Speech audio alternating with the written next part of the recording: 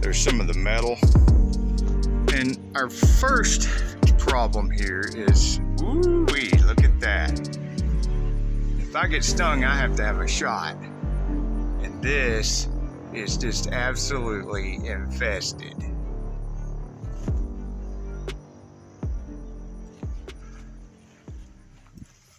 So I gotta get some spray before it gets too hot out here and they really start swarming. Okay, so I used this laminator wasp and hornet stuff. You can see some of them down here and here. Woo, there's one still flying though. And there's one still alive. And another one running around there. So I didn't get them all. Should have got here earlier in the day when it was cooler. Some are dead and some are angry. That one should fall out soon. I'm gonna set up my table and my tools while I let this calm down a little bit. See if any more return. Okay, so what I've got here is the tripod so that y'all can see without all this shaky camera work. Piece of 2x4, because you know you're always gonna need some 2x4. Got the hammer and the pry bar for getting the old stuff out. The Ryobi reciprocating saw with a wood blade on it.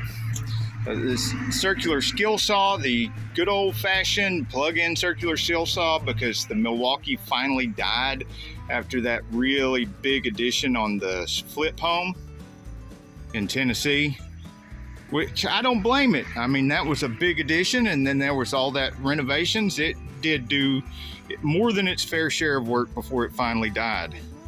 Then we got the old Black & Decker, which is lightweight and weak, but it just never dies.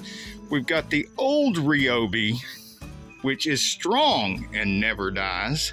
Now that is not one of the modern brushless, but a little tip here, the lithium-ion batteries will work in these older Ryobi tools.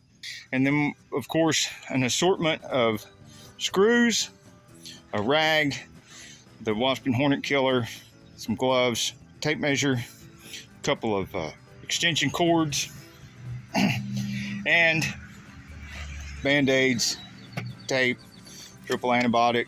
You know we're gonna need that. Some reading glasses to tell the difference between my finger and the 2x4. And of course, some paper towels to wrap around it when the gets real. And oh no, where's my duct tape? Gotta have duct tape. If you don't have duct tape, you're really gonna need it, and that would be bad.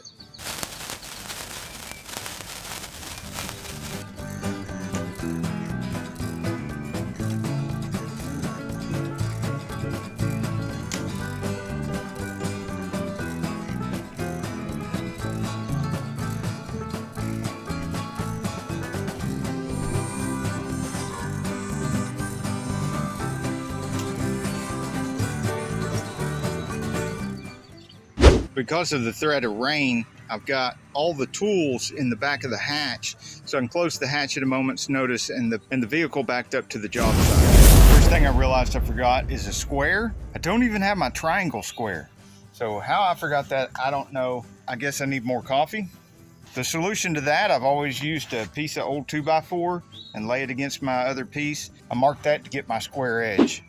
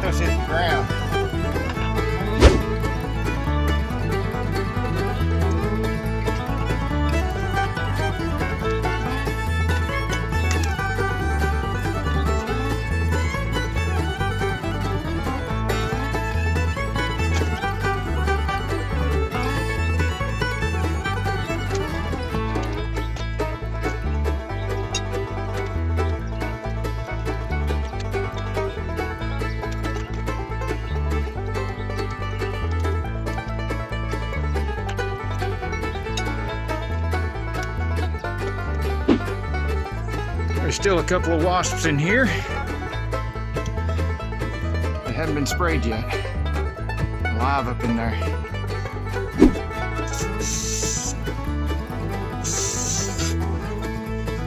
I'm gonna end up reaching up in there. I'm gonna cut this piece, the scab on here, and reinforce this piece. I'm aiming for this line, not this line, because this came off the damaged part of the wood. This came off of the still intact part of the wood. Let's go ahead and extend that line on out.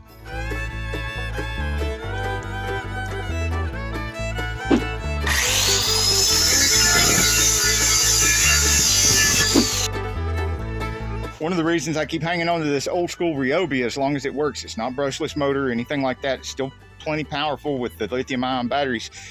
Magnetic holder. Isn't that handy?